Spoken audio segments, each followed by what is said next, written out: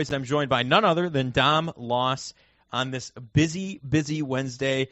We're coming to you live, audio only, so we're going to, no video, no seeing our smiling faces today, but we do have a special guest in studio with us, Buffalo Fanatics contributor, Buffalo State student, Evan Harrington. How's it going? Second time on the pod. How you feeling? It's doing pretty good. First time over Zoom, kind of. Yeah. But now we here. You met Dom for the first time. Yes, what do you I think? met Dom for the first time. What are your thoughts? A lot taller than me. Yeah. He's a lot taller than me. When I first met him, it was, Just through a computer screen. Just through a computer screen. I was like, oh, you can see his shoulders, see his head, kind of just eye level. I think you had a fake house as your background at that point, too. I think I did. Yeah, we talked about Derrick Henry getting traded to the Bills. Yeah, how Yes. funny the turntables, because the Bills, if you haven't heard, will roll into the big news of the day. Stefon Diggs is no more on this team. So that came at around 11:58 in the morning. All of a sudden, just got blasted with it. You were not expecting it because for the longest time it was the cap would be immeasurable, the dead cap. The Bills, you can't see them trading them. There's no question they're not trading Stefon Diggs, and all of a sudden he's joining C.J. Stroud and company in Houston, if you will. Initial thoughts, gentlemen. What do we think? I think it's a shocking move because, as you alluded to with the cap, not only did they have to eat $31 million, but they basically added another $4 million against their cap for him not to play for an AFC contending team at the end of the day. So that's a little of just shows the kind of how the relationship between the Bills and Diggs, unfortunately doesn't seem to be repairable, and here we go with the trade. Yeah, it happened. Evan, what do you think? Well, I mean, like you mentioned, it happened. It finally happened. Whether it's the cryptic tweets or... You sure? Get it? Because that's what he did this morning. The last cryptic tweet is a Buffalo Bill. Yeah. It wasn't really cryptic, though. I mean, it was someone comparing, him with Allen and that kind of stuff. Like, there is no Allen without him, that kind of thing. And it's like, you sure? But that was the last tweet he made as a Buffalo Bill, that Brandon Beane at that point was the guy on the airfield with the little lightsabers just pointing them out. You're out. See ya. Go to Houston. But, whether it's just the tweets or you got ESPN First Take and other outlets saying the Bills are going to trade That's what they were talking about this morning before, too.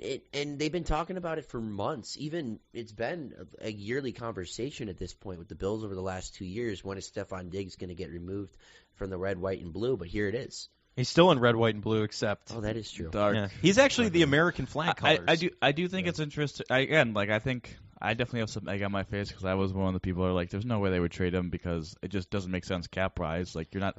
Aren't we all, though? I mean, I'm kind of happy to see him go, but I was in that position, too. You make $28 million on the cap next year, so you save that. But, to add the cap this year is kind of just interesting, and now you're down. I mean, what you thought receiver was a big need for the Bills, and now it's like you just traded away your best receiver, so now it's like a mega need. So it's going to be interesting to see kind of what the next move is to fill that. I just find it interesting that when the Bills traded for Stefon Diggs from the Vikings, Brandon Beane alluded to that there was some kind of article that dropped about Diggs or something that he was unhappy, or like he was doing cryptic tweets for Minnesota, and that's what got Beane on the phone. And I was reading an Athletic article right before we hopped on when we were trying to make sure all of our mics worked, and the Athletic article of Tim Graham? No, Joe B. and Deanna Rossini, they talked about how Tuesday Houston approached Buffalo about the trade, and 24 hours later it happened. I'm just interested, like, you sure, like, was that kind of... Yeah. Maybe that was the trigger for the Houston general manager to work the deal. Yeah, I mean, he's going at a pretty solid time. It's a good move on Houston's part in a way because who has 4 years left on their contract? C.J. Stroud. How long Stefon Diggs got left of the money? It's 4 years. So you kind of have a way here of figuring it out, and you've got Diggs and Stroud and Joe Mixon and Tank Dell and oh my God! Like who? Nico Collins. Nico Collins. Thank you, forgetting about him. Texans just became an absolute threat to the AFC, and it's a little scary. Yeah, and again, it's just maximizing what you have with C.J. Stroud on his rookie deal. Like they are going all in with C.J. Stroud, and this is the smart thing to do. I mean, obviously they have Nico Collins, Tank Dell. Yeah. You signed Joe Mixon to that extension, but everyone was like, "Why are you signing Joe Mixon to a 3-year deal?" Mm-hmm. It doesn't really hurt them. They don't have to pay C.J. Stroud $50+ million a year. They don't have to do that, and they can afford bringing in a guy like Stefon Diggs and paying him the money that he's going to be paid over the next few years. And again, they're maximizing what they got. Like, they made the divisional round last year. They could have easily went on to the AFC Championship, with a couple better pieces on their team last year, and now they have those better pieces in house. Hey, this is a scary team. I mean, especially Dell was injured too at the end of last year, so to get him back, and it's their perspective. Also, their defensive superstars are young too. Like Will Anderson, he has 4 years left in his deal. They brought in Danielle Hunter. They were able to bring in, but it's like kind of like they were able to bring in Danielle Hunter because they're paying Will Anderson peanuts. They're paying Derek Stingley Jr. peanuts. And that's the big thing, right? You hit on the pick of quarterback, and there you go. You're working it out from there. Well, it's really it's that they've been able to hit in their big swings, Anderson and Stingley, and also the trade that just keeps helping them, the Deshaun Watson trade. Like, they're able to get all those extra first-round picks to get all that extra talent. And, I mean, they drafted well, too, so, I mean, credit to them. I mean, it's an interesting move from the perspective of now they have kind of a three-headed monster, and it's going to be interesting. Diggs kind of always seems, I mean, he is kind of wants the ball kind of guy, and I don't know that firsthand. I don't know if, he didn't really go to a place where he was going to be the undisputed one. Mm-hmm. So you never know there. And talk about a quick turnaround for the Texans. Obviously, when they traded away Deshaun Watson, everyone thought, this team was going to take a little bit to get back into the playoff race and the playoff scene. And, just a little bit later, they drafted C.J. Stroud. And then just like you mentioned, all the trades or all the draft picks that they have made, they have hit on every single one of them. And then all the trades and the signings that they've been making, adding guys like Diggs, Hunter, you have Collins there. You got Tank Dell back from injury. It's going to be a scary team next year. Extremely scary. I mean, I AFC contender might be a little premature, but no, I think they are. They had a playoff run last year, and now you add all these pieces. I think they're a serious contender. Well, and for they the won AFC. a game. Huh? And they won a game in the of playoffs. course, yeah. So, yeah. I mean, it is what it is with the Texans. I don't know if it stops the Bills from going where they want to go, but this trade definitely does hurt the team in the short term.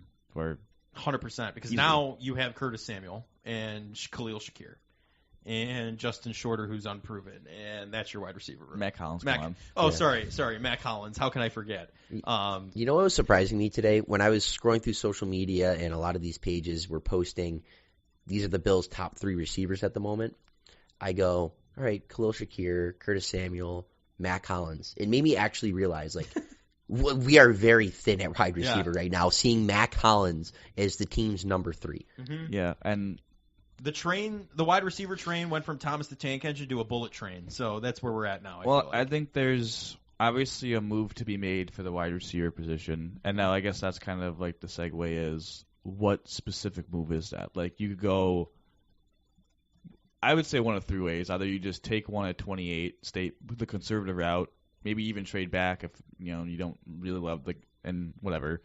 The somewhat aggressive, like the middle ground maybe is you trade for a guy, Ayuk, Higgins, but I don't think they have the salary space to really do that. Eating the Diggs contract now, or the third route, which is the Julio Jones trade route, which is you go up in the top 10, trade your 25 first, and you try and get one of the top 3, which is all too aggressive route. You would lose your 25 first-round pick for sure doing that. I guess the other important thing about the Diggs trade, I don't care about the 5th and 6th round picks. Those are just, the Bills have so many day 3 picks. Getting the 2nd round pick from Houston, which is actually Minnesota's 2nd round pick, is actually a valuable 2nd round pick, because Minnesota's starting quarterback right now is Sam Darnold. Yeah. And maybe it's not going to be Sam Darnold. Maybe they'll trade up in the first round because that's what everyone thinks they're going to do and whatever. But, it's either going to be rookie quarterback or Sam Darnold. And for the Bills, you at least had to be that's probably a top 40 pick. So that's at least a value pick they got back. Does that help them trade up, or is that insurance where we could trade away our 25 first and we still would have a top 40 pick? Right. Yeah, you don't really know. Would you guys trade the 1st round pick this year, the 1st round pick next year, and that 2nd round pick to move in the top 5? Would you do that if it meant having a chance? You get a Brian Harrison, Thomas Jr., Harrison or Neighbors? Not Brian Thomas. No. I think the 1 and 2 undisputed receivers in this draft are Neighbors and Harrison. If you had a chance at one of those 2, would you? It's interesting. It's tough to say no. I just think it's going to take more than 2 firsts and a second-round pick to get up to 5. That would you'd have to add a couple of fourths. I'm not saying that's like a deal breaker for me, but there would probably have to be another day 2 pick and maybe like 2 day 3. Like there would have, I think there would be a little bit more. I think it might be like that may get you to like the 7 to 9 range where you get like a Dunze who's 3. Mm-hmm. For me, I feel like every group chat. I mean, Joe, you could allude to it. It's like all on that board. I'm actually quite a bit off that board. I'm all the way out on that. I don't think it's a good idea from the perspective of this. I'm not saying those dudes aren't going to be studs, but the reason why that Julio Jones trade worked out is because that was Julio effing Jones they traded. Right. Yeah. So that's one. So he was totally worth the haul. I'm not saying these guys are going to be bust, but of how the Bills have had this offseason of getting rid of all these vets and now having all these picks, it just feels like they're all on board of let's make our picks, let's get better internally, and then let's next year when we get $27 million because we just traded Stefon Diggs, let's figure out how we're gonna. Maybe then that's when we'll attack the trade destination for wide receivers. Maybe, I don't know. Yeah. Listen, it makes the draft 10 times more interesting for me. I'm going to be honest with you because, like you said, look at who you have for wide receiver on your team right now. I kind of like where you're coming from there. I don't know if you trade everything away to just jump up to the top 5, but I do agree in the fact that you need the wide receiver train is, I'm throwing the coal in the furnace. It's just a need. It's a need. It's such a big need. Yeah. And you got to get it somewhere. So that's kind of where I'm at. I guess what I'm at is it's such a big need.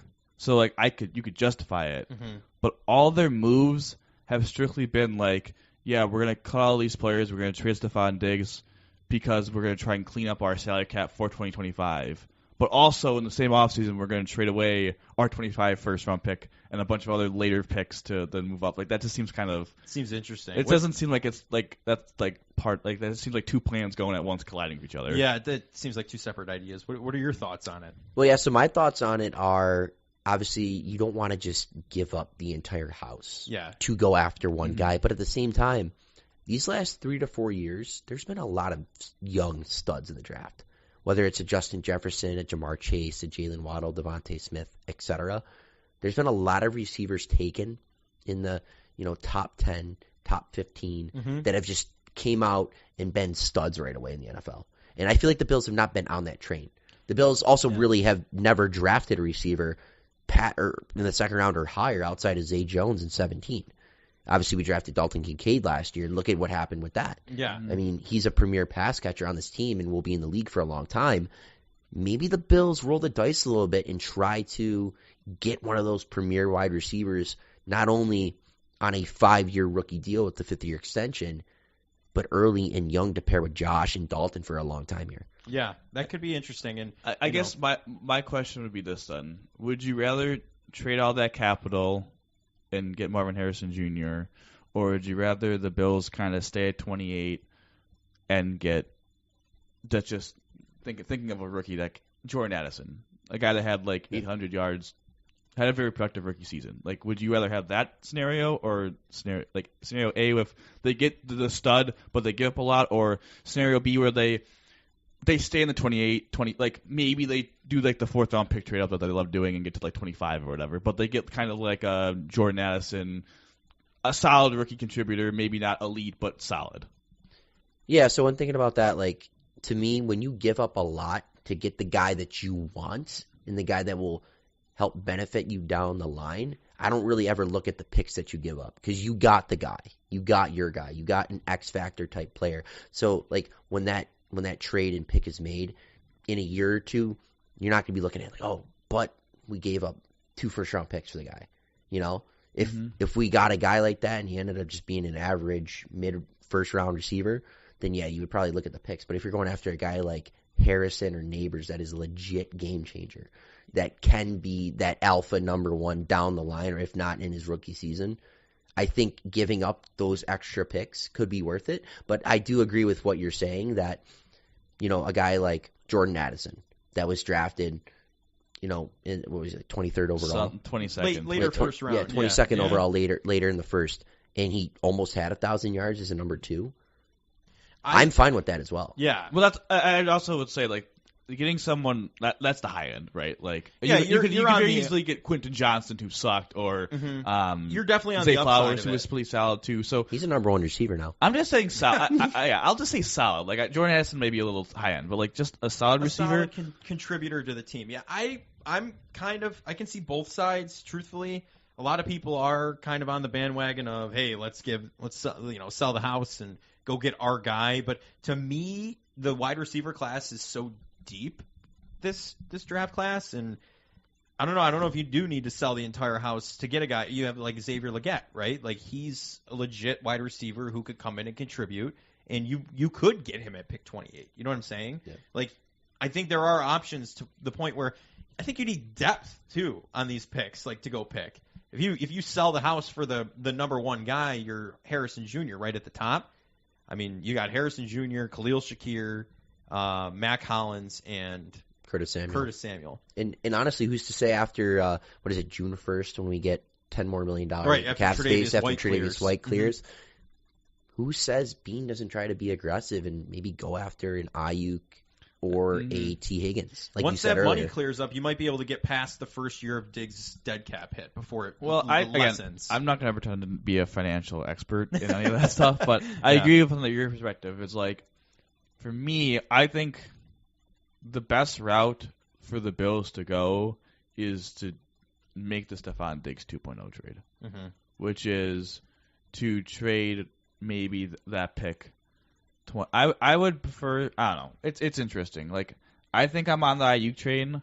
I also think he wants to get paid a crap ton of money, which I don't know if I'm fully on board of like just paying another. Could you receiver. Backload it though to kind of get around the dead cap hits? Well, sure. Yeah, I think his cap hit right now is 14, and if you trade and extend him, you could easily lower that number. So it might be feasible to do that. Well, I'm not saying it's feasible. I'm just saying like I don't know if I'm all the way aboard just giving a receiver another big contract, but. Again, you'd be clearing $28 million in 25, so you could conceivably do that again. And Ayuk was better than Diggs last season, and he's an insanely good blocker, so he kind of could fit the Joe Brady scheme of being and be the Gabe Davis blocker as well, but being kind of also your number one alpha. So, yeah, I think Ayuk is probably the number one target if I was saying for wide receiver. But again, how would they do that? Like draft compensation, like it probably would be a one, maybe a situation where they get that 2 from Minnesota and they could package maybe a 2 and maybe another one of those day 3 or 2 picks, and that's how they get it done. So I don't. And then they'd also have to give him a contract extension would be kind of big. But Diggs is kind of set all this in motion to the point now where, again, you look at your wide receiver room now and you're like, okay, where do we go from here? Because it's bare bones, and I think either plan really could work. Brandon Beane is, I mean, you heard him today. He had a presser where he basically said, you heard me on the Pat McAfee show, wide receiver in every round, as a joke, of course. But he's on the wide receiver train. He wants to go get one. And he's going to do whatever.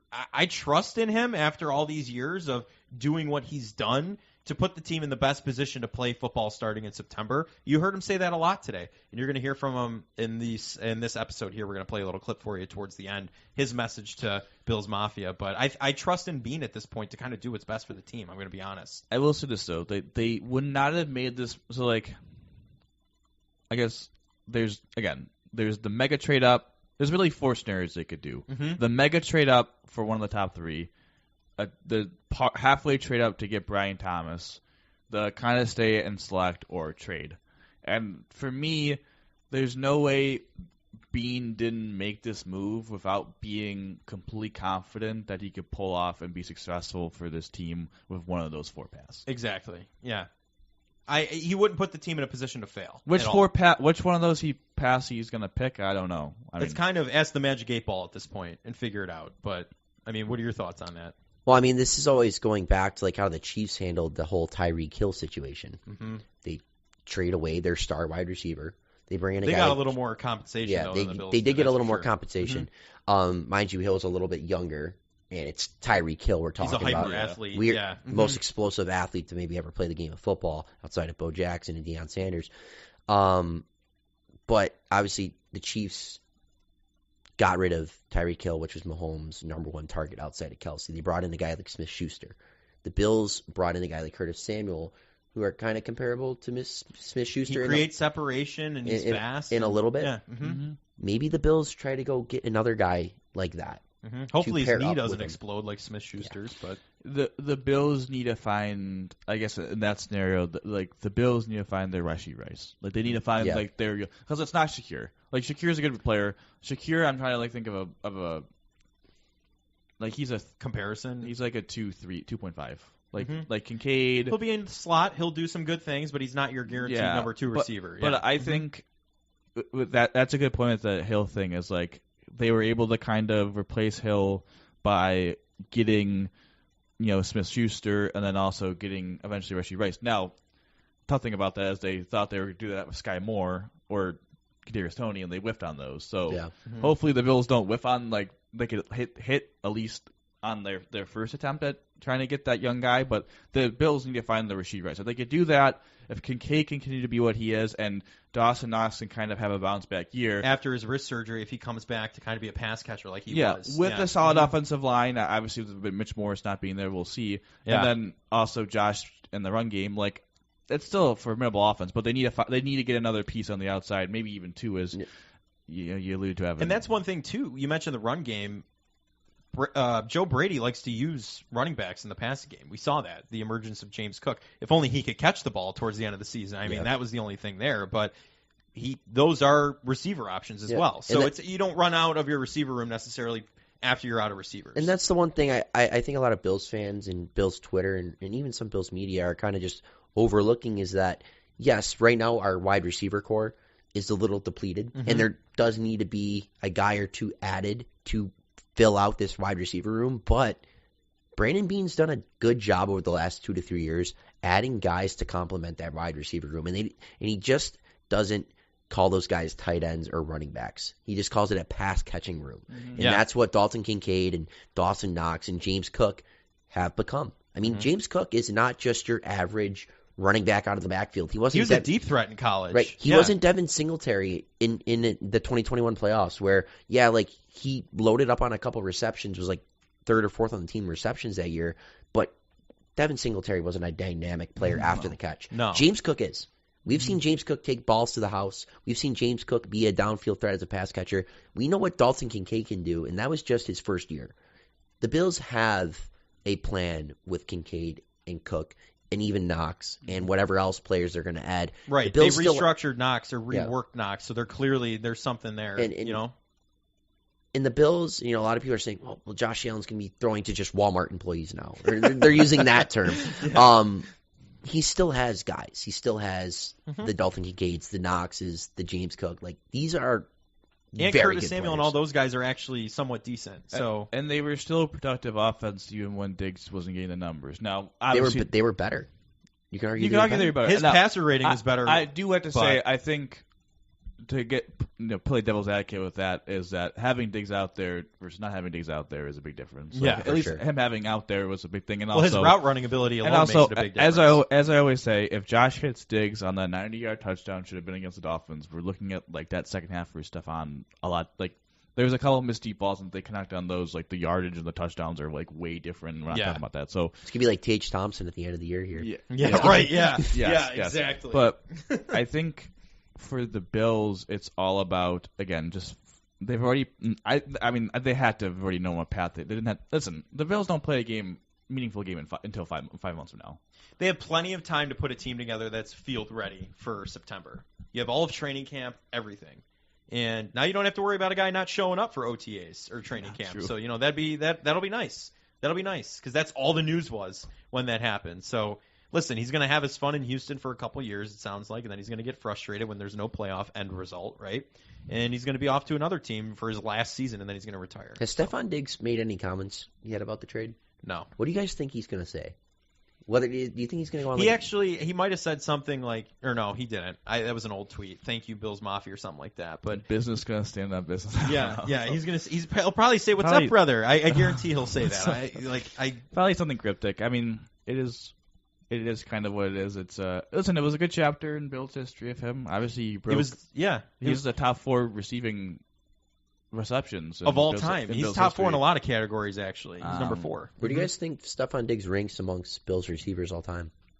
I'd say probably right where he is up there. Probably, he hit the He had the big seasons in the shortest amount of time. I'm trying to think where I would put him. Probably 2. Yeah, I think right around the behind top Reed. 3, I would say. I just don't think you could put him ahead of Andre Reed just because of No. longevity. I think maybe you could say peak, but then you could also argue that peak Eric Moulds was pretty good. Yeah. Kind of mediocre quarterback play. So Right. I think 2 is probably the right number. I mean, the Bills don't have a great history. They handed the key to City to Terrell Owens, so I mean that's pretty rough. But I think let's just put it this way. He was on the path to be the greatest Bills receiver of all time if he played more than 4 seasons, but he didn't. yeah, Yeah. and And he won't. Like, he's not coming back. No, so. he won't. And he's in Texas. Well, he did say he would finish career as a Buffalo Bill. That's He true. did. That's He did. true. He's Cole quoted Beasley, saying listen, that. Cole Beasley, John Brown.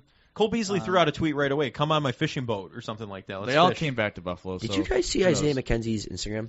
Yeah, he threw him up there with P Diddy and everything. Did you see that?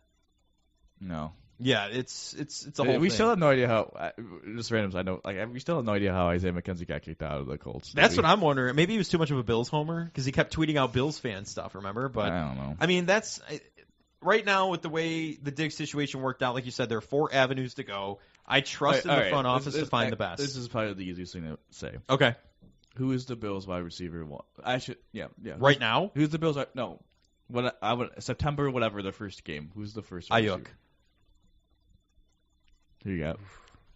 Man, this is putting me on the spot. I think it's Ayuk and then Xavier Legette. I think that's what ends up happening. You think? See, so you're. I don't you're think they thinking- trade up to the top. If they get Ayuk, they don't do that. But Yeah. did they get Ayuk before the draft or after the draft? I think in the next couple weeks you'd get Ayuk. Once, especially you know the money's clearing up in June. I just don't know if they could do that until June. You don't think so? Because I don't know if they can go in the negatives until. I don't know if they can. Maybe. Go, Oh, I didn't even I think think it's a it's hard cap. Technicality, yeah. So either way, I think it's going to be Ayuk though. With I don't think they're going to sell the house in the draft. I think they're going to go the more conservative route to build some depth and go from there. What if they do this? What if they go get T. Higgins and then move up to the middle of the draft and get a guy maybe like Brian Thomas? I wouldn't be opposed to that as Like long where as they you're don't not give just up too giving much away draft too much. capital. T. Higgins though, I'm kind of like, I don't know why. I just don't have the best feeling. Because I feel like T. Higgins is going to be a lesser cost than Brandon Ayuk.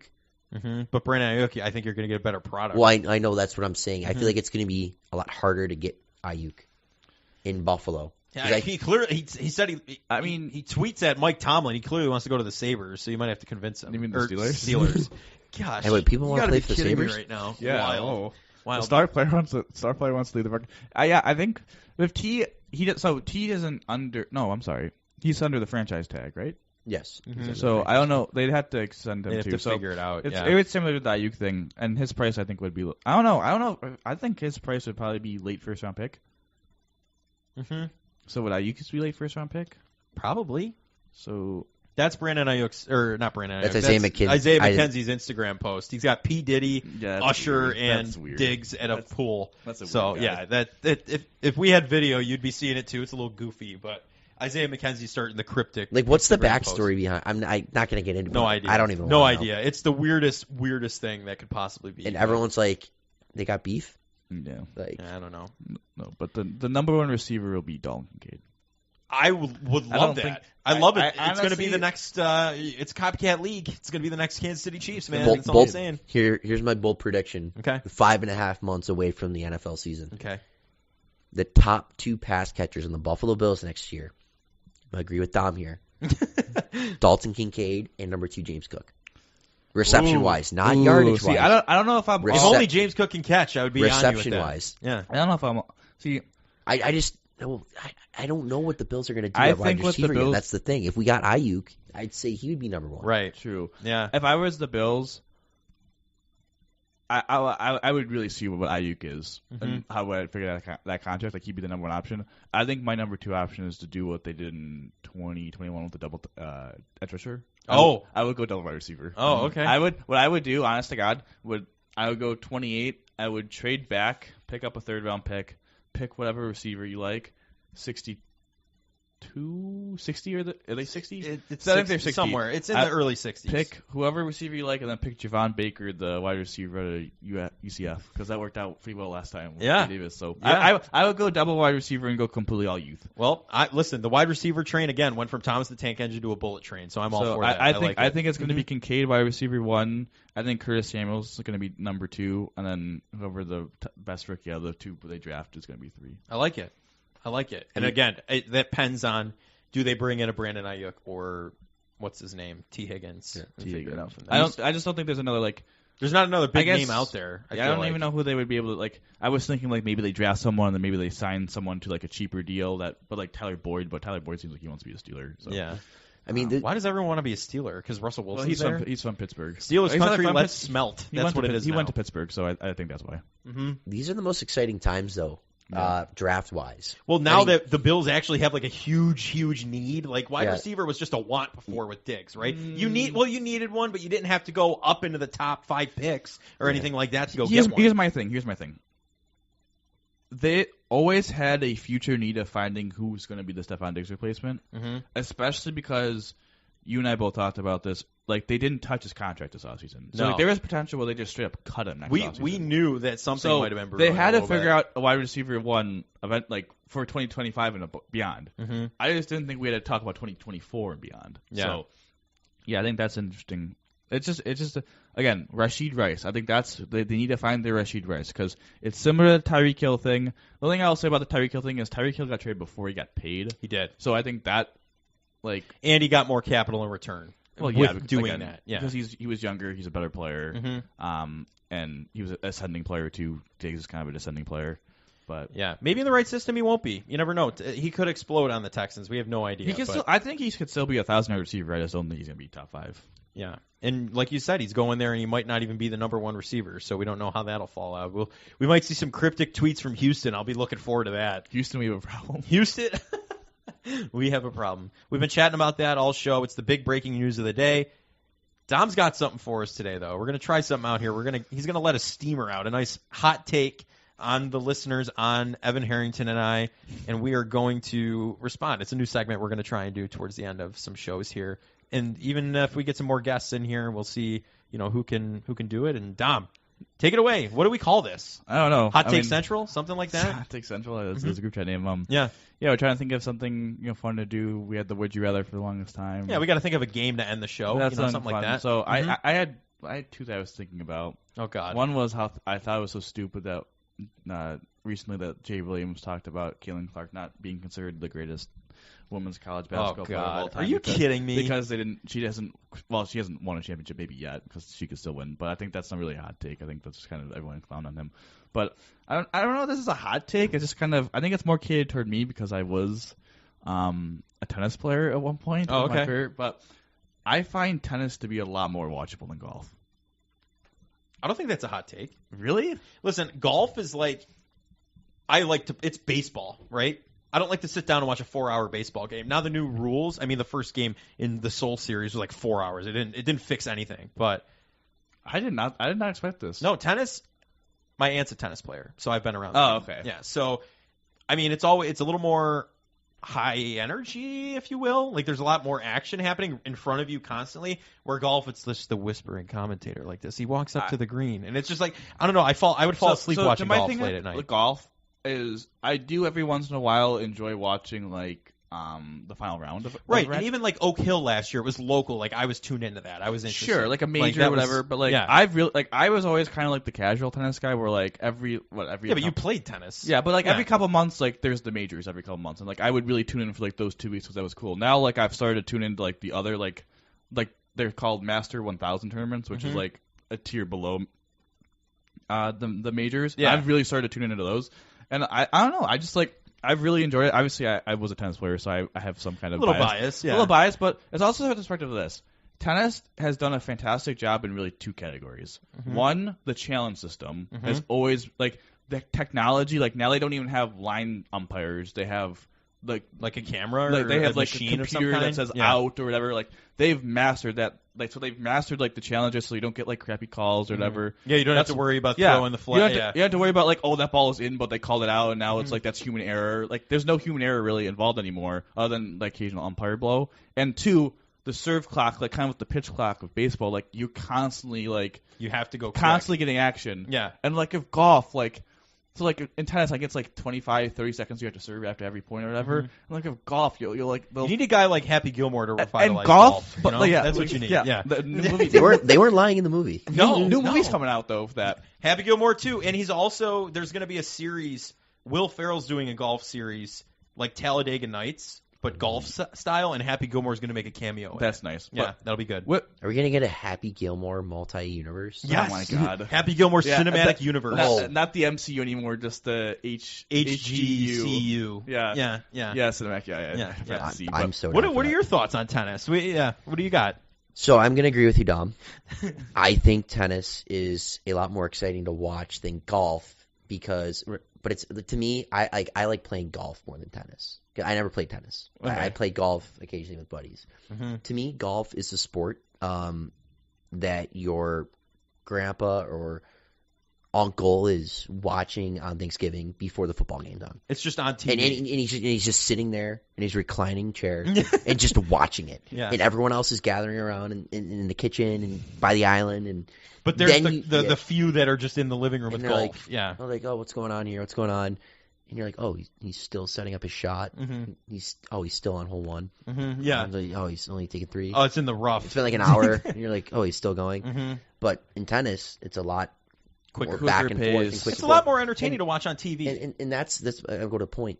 Like, to me, I think softball's more enjoyable to watch on TV than baseball. That's just me. Oh.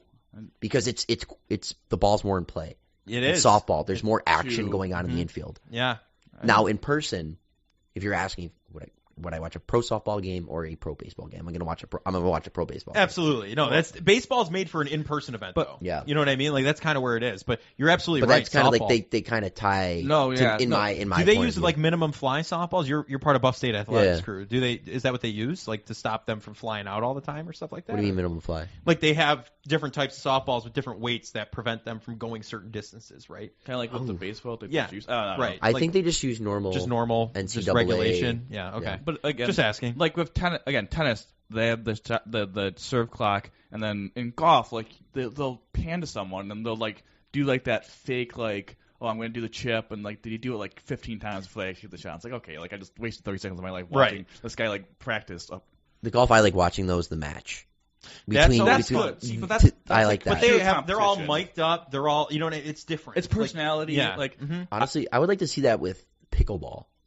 Pickleball's getting big. But Pickleball's getting big. Because a lot of these athletes play pickleball. Mm-hmm. Like Well, in Florida or ex-tennis California. players now play pickleball. Yeah. But I think I could somewhat agree if you're golf. Like I'm good at tennis, so like I enjoy playing tennis. But like I think the We're reason terrible at golf. like with golf though, like I shot a 127 and 18. Okay.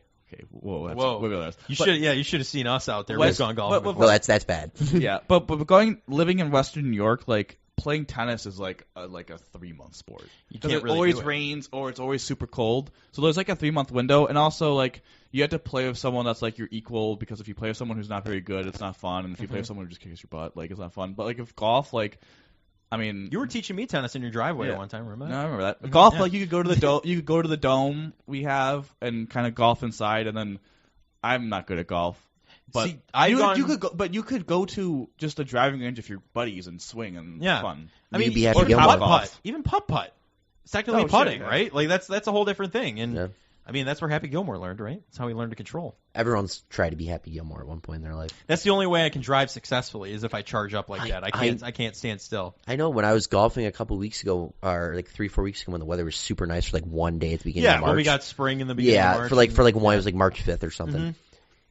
I couldn't hit the ball off the tee with my driver to save my life. Yeah. But as soon as I go up there and crank it like Happy, It's gone. dude, right down the fairway, and a par 5 turned into like almost a birdie for me. They're like, Yeah. dude, if you hit like one more decent shot, like you have a chance at birdie. Yeah, well, as Dom, How'd that shot go?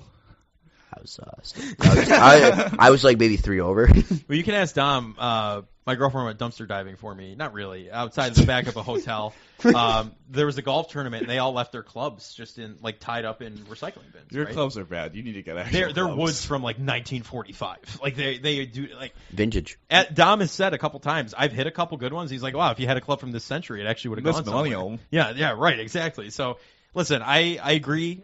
To circle back, tennis is definitely more watchable than golf, but golf I would prefer to play. But you, of course, have played tennis, so that's a little different for you. But I like that segment. I think we're going to continue.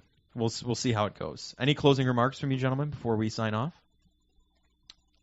Well, my dad's now in a free agent jersey market that I am in because he had the Diggs jersey. So Oh, look at that. we'll see. We got to see who you end up I've with. never bought a Diggs jersey. What jersey do you rep again? I forget. So You have I the AFC retro one, right? Yeah, so I have a small story of jerseys.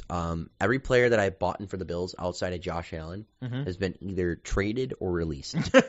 Like our producer. Yes, yeah, exactly. Devin Singletary, I bought. You had a Singletary jersey? Yes, it's signed. Oh man, that's kind of cool. Actually, and he had a good season. He got released, or no, he's just a free agent. He's on the Giants now. Yeah. Tremaine Edmonds. That one's signed. Yeah. That one's fully signed by like everyone on the team. I have a Knox signed. And I'm hoping then he doesn't go anywhere. Trey White. Oh, that's the one you wear. I also have a Tyler Bass jersey. I got that one. You just didn't want to. I didn't know. I didn't buy it though. I got it. I won it in like an auction. Yeah, you gotta wear the T-Bass one now. It's a little big, but I wear it. Wear a sweatshirt underneath it. That's true. Yeah, I know. I have some other jerseys too. I have Doug Flutie and a Willis McGahee. I'm still a year in my free agency after Tremaine. I haven't really. Ask Don. The jerseys I have are just egregious. I have like the navy blue and red CJ Spiller with the Toronto series patch on it. 21 That's before cool, McGahee showed up, right? So I have Allen's Wyoming jersey. McGahee was before Spiller. Yeah. But Spiller was 21 before McGahee was. No, Spiller's 28. He was 20. My Spiller jersey's 21. That's what he was before 28. Yeah. No, I did the research after I bought the jersey because I thought it was fake, but it wasn't. He actually was 21 with the Bills in the Toronto series. McGahee was here with Spiller? I don't know. I think Spiller came after because he was 21. Yeah, no, McGahee played before. Yeah, and then Spiller was 21 before he was 28. Oh, my bad. I thought you were saying Spiller's 21 that's before. what I thought you were saying too. Yeah, that's what I was sorry. I might have phrased it completely wrong, but that's what we just got to is what I was trying to say. Yeah. So, yeah. Okay. That's a cool, though, Toronto series badge. Yeah, I hate to wear it, but it's a nice one to wear under some sweatshirts and stuff. We went to that Patriots game a couple years back. How did that game I know another jersey you have that's pretty interesting. What one? I don't know if I should say it or not. Just what is it? The OJ one? I forgot you have an OJ. Wait, do I have an OJ one? I swear you have an OJ one. I don't think I have an OJ Simpson jersey. What happened to your bleached? When did it get bleached? Like sun bleached? What? Oh, my old Allen jersey. Yeah. Yeah, my old Allen jersey. I don't have an OJ Simpson jersey. I'm thinking of someone else. Having an OJ jersey would be kind I of swear you had one. I don't have an OJ Simpson. I think you're thinking of someone else. I have never owned an OJ Simpson jersey. Oh, I'm sorry about that. No, it's okay. I'll have to look at my jersey collection to see if I do have one. I have a Matt Milano jersey. Just accused him of supporting murderer, but well, sorry about that, Joe. On that note, that's going to do it for this edition of the Buffalonian Podcast. My name's Joe Callie. As always, I'm joined by Dom Lawson. Thank you to Evan Harrington for coming on. Might be a recurring guest here, so we're going to see if we can keep him around. Doesn't get tired of us too soon. Dom, Evan, we normally end these with a Go Bills. You ready? Give us a Go Bills to close it out. Go Bills, baby. Go Bills. Go Bills.